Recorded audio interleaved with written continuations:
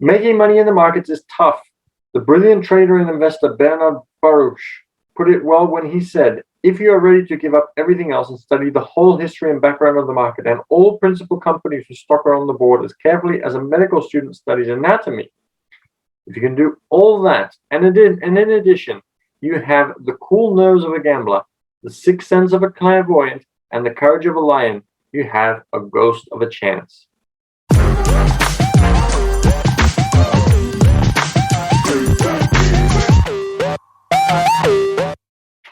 Good morning, everybody. We had a couple of times that the Zoom closed itself, but we are back. Let's turn on the light, which we were turning on when the Zoom closed itself.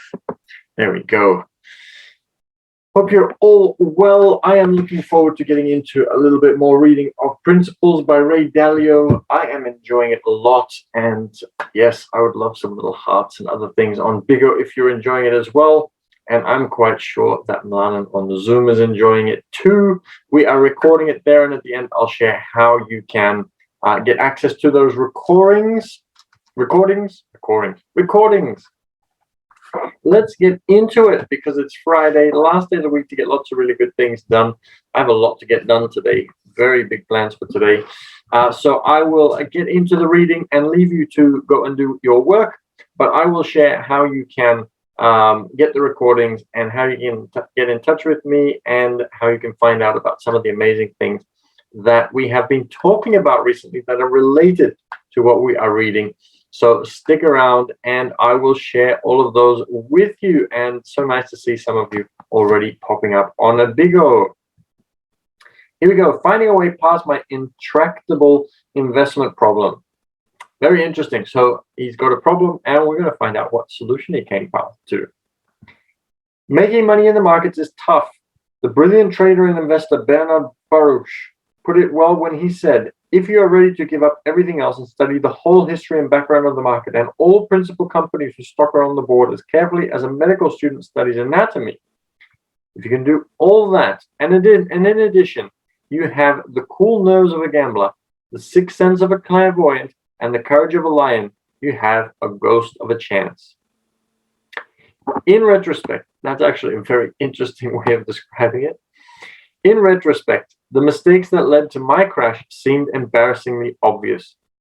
First, everything is always easy in hindsight, though. So it's always, to me, it's very interesting when people say, I can predict the future. I know what's going to happen. Well, first of all, we don't. We spoke about it yesterday in the recording. I talked about the fact that there are so many unknowns and there are so many things that we are uncertain of that it is practically impossible for humans to really predict the future.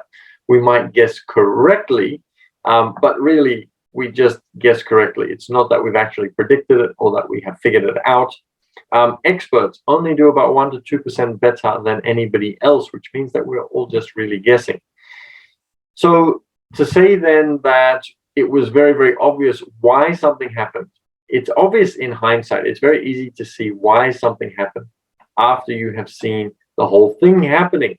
But you can't really say, well, I should have seen that before I started, because things can go in other ways. And sometimes, as we were talking about yesterday, if you are expecting a Great Depression, if they've put things in place to prevent it from happening in the future, then you don't know how that is going to create a different circumstance when the same circumstances show up as the first time around. So yeah, it's always very much hindsight when you can say that it's very obvious that you could see where your mistake came from. First, I'd been wildly overconfident and had let my emotions get the better of me. I learned, again, that no matter how much I knew and how hard I worked, I could never be certain enough to proclaim things like what I said on Wall Street Week. There'll be no soft landing. I can say that with absolute certainty because I know how markets work. I'm still shocked and embarrassed by how arrogant I was. And on top of that, the challenge, I think, is that when people want an opinion from you, when you are the expert, when you are the guru, people expect you to play the expert, regardless of if you went on TV and you said, I am not an expert, I just talk about what I know, then people are not going to take you seriously. So you have to pretend to be the expert, even though you know, or you might not know. But if it was me, for example, I would know deep down inside that I cannot predict the future. Things are just too different. Things change. Things are not always the same. So it's impossible to do that. But if you go on TV and say that, people will say, oh, I can't trust that person. They don't know what's going to happen. I need to find somebody that does. And somebody else will stand up and say, I know exactly what's going to happen. And if they get it right, then that person is going to get all of the attention. So in a way, a lot of people are going to be saying that they know what is going to happen, and they are hoping and praying that they're going to get it right so that people will stick to them. And then if they didn't, they'll come up with a reason why it didn't happen. But we live in a society, we live in a world currently where you have to be the expert, you have to be able to predict the future, because otherwise people will not invest in you or take the time to listen to you. It's just one of those sad things. Second, I again saw the value of studying history. What had happened, after all, was another one of those. I should have realized that debts denominated in one's own currency can be successfully restructured with the government's help, and that when central banks simultaneously provide stimulus, as they did in March 1932 at the low point of the Great Depression, and as they did again in 1982, inflation and deflation can be balanced against each other. As in 1971, I had failed to recognize the lessons of history. Realizing that led me to try to make sense of all movements in all major economies and markets going back 100 years, to come up with carefully tested decision-making principles that are timeless and universal. So you can set up principles, you can have your ideas of what might happen, and you can protect yourself by setting certain things in place. We can't predict the future, but we can make educated guesses. And yes, as I said, if you go on TV and say, I'm making an educated guess based on what's happened in the past, and based on as much information as I know about what's already been changed or what is different about this particular situation, because every situation is different, the people involved are different. In the in the late 1920s, when the market crashed, the people were different, the mentality was different, the government regulations were different. Whereas in 2008, when the market crashed, the circumstances were different, the people were different, the mentality, the culture, the rules around what was allowed and what wasn't allowed was different. And so it was a different circumstance, even though there might have been similarities, but it's always going to be a different circumstance. So you can make educated guesses based on what's happened in the past and with as much knowledge as you potentially can find. But you do need to be able to make an educated guess and run with that and then adjust if necessary. But we can't really predict the future. Don't tell anybody, because everybody wants to follow somebody that can predict the future. Okay. Let's have a look. Third, I was reminded of how difficult it is to time markets. My long-term estimates of equilibrium levels were not reliable enough to bet on. Too many things could happen between the time I placed my bets and the time, if ever, that my estimates were reached. Staring at these failings, I realized that if I was going to move forward without a high likelihood of getting whacked again, I would have to look at myself objectively and change, starting by learning a better way of handling the natural aggressiveness I've always shown in going after what I want. Imagine that in order to have a great life, you have to cross a dangerous jungle. You can stay safe where you are and have an ordinary life, or you can risk crossing the jungle to have a terrific life. How would you approach that choice? Take a moment to think about it, because it is the sort of choice that in one form or another, we all have to make. Even after my crash, I knew that I had to go after terrific life with all its risks. So the question was how to cross the dangerous jungle without getting killed. In retrospect, my crash was one of the best things that ever happened to me, because it gave me the humility I needed to balance my aggressiveness. I learned a great fear of being wrong that shifted my mindset from thinking I'm right to asking myself, how do I know I'm right? And I saw clearly that the best way to answer this question is by finding other independent thinkers who are on the same mission as me and who see things differently from me. By engaging them in thoughtful disagreement, I'd be able to understand their reasoning and have them stress test mine. That way, we can all raise our probability of being right. And that is the whole key. So still, even a group of people with groupthink, definitely not going to be able to predict the future. Even without groupthink, not going to be able to predict the future. But if you have more ideas in the pool, then you can have a better educated guess than when your educated guess is just your own educated guess. Yesterday or the day before, we were talking about masterminds and how if I have a problem and I come up with my own ideas, I might be able to come up with 5 ideas. But if I have 5 people that I'm working together with and we all contribute ideas, possibly not at the same time when we're all together, but we all come up with our ideas separately so that we don't have groupthink when they're just following everybody else's ideas and reducing the number of ideas that come up. Let's say everybody has 3 ideas without overlaps, then now we have 15 ideas as opposed to my 5. And one of those ideas that somebody else brought to the table might be better. Or we might be able to combine ideas because an element of their idea and an element of my idea are going to really enable us to come up with an even better solution than one of the ideas just by itself. And this is the principle of masterminding. And this is what we are introducing at the Cash Flow Club.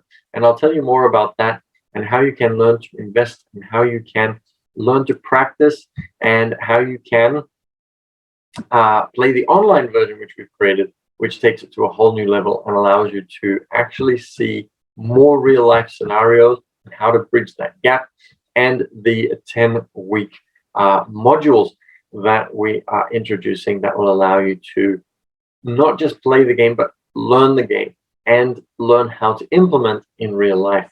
So very exciting, and I'll tell you more about that. And if you are already aware of the game and know it very well, then you can go immediately to the advanced version where you'll be able to meet like-minded people who are extremely good at investing already or who have the right mindset and have the basic understanding so that you can mastermind together in order to be able to get better results.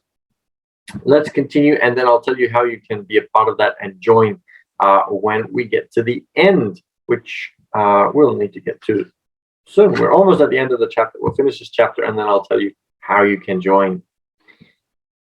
Okay, here we go. In other words, I just want to be right. I don't care if the right answer comes from me. So I learned to be radically open-minded to allow others to point out what I might be missing.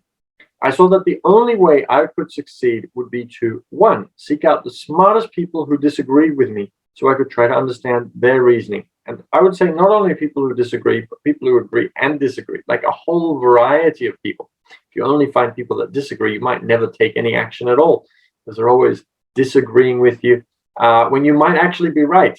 So make sure that you have a diverse group of people that agree and disagree, who are all very, very smart, so that you have the right people around you. Know when not to have an opinion. Develop, test, and systemize timeless and universal principles. Always follow a system.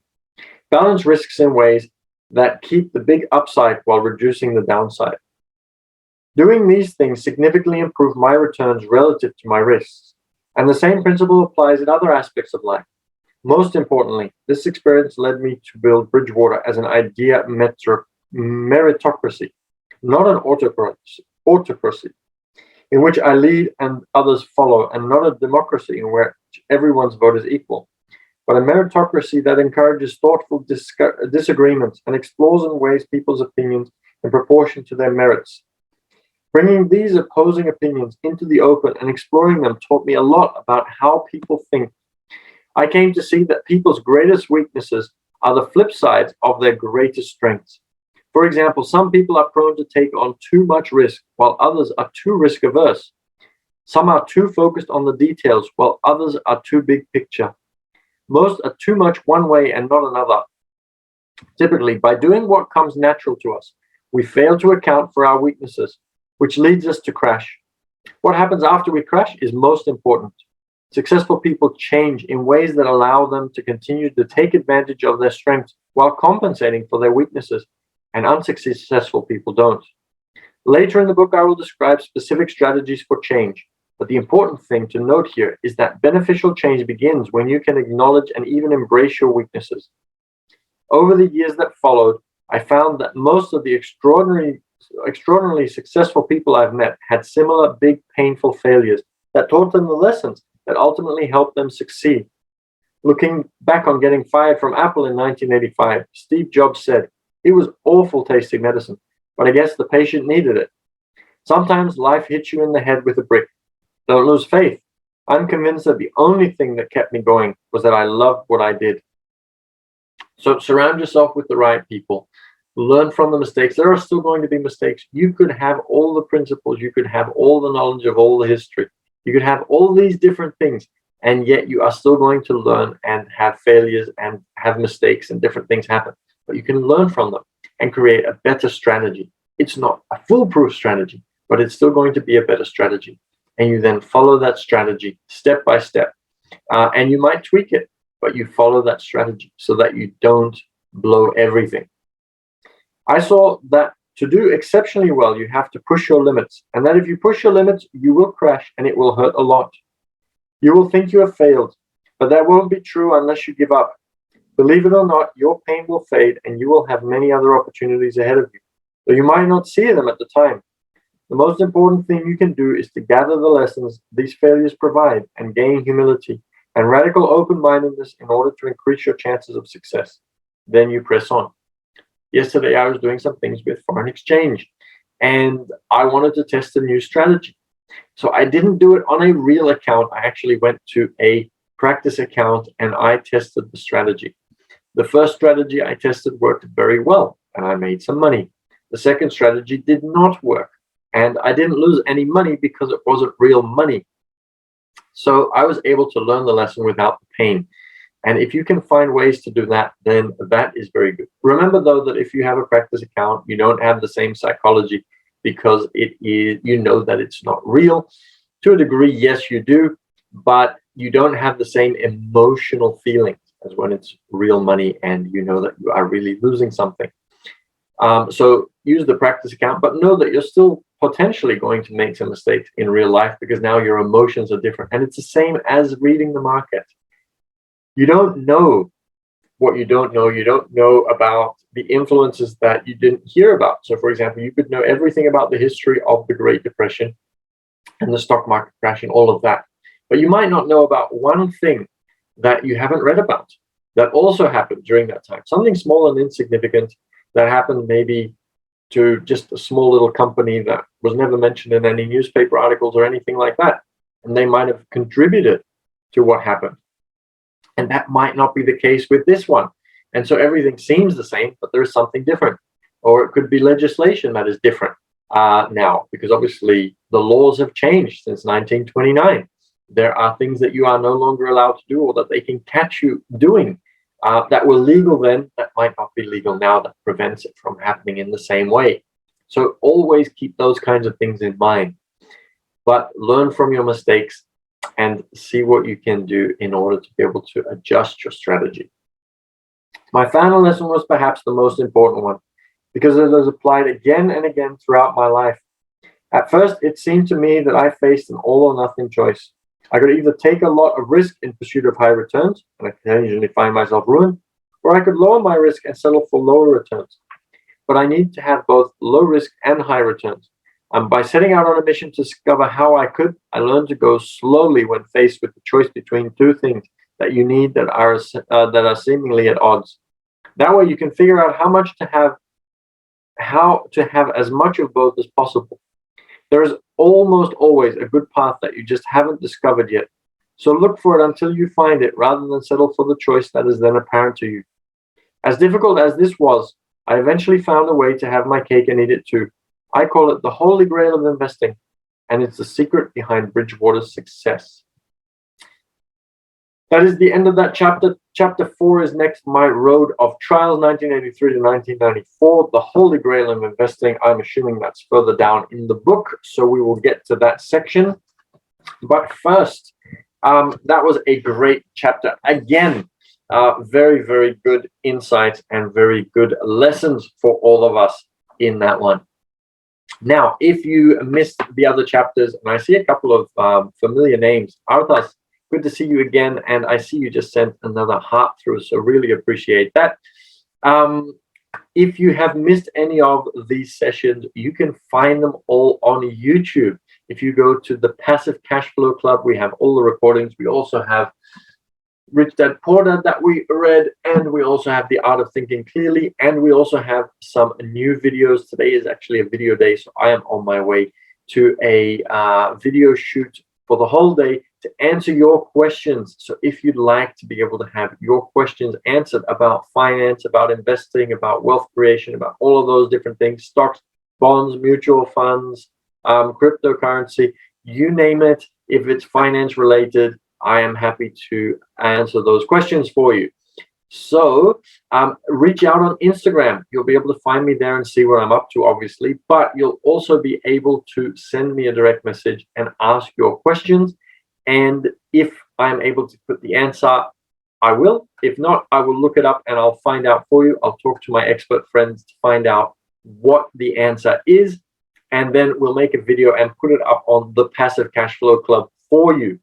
And that way, not only you benefit, but everybody benefits, because we were always talking about two things, hedging and masterminding.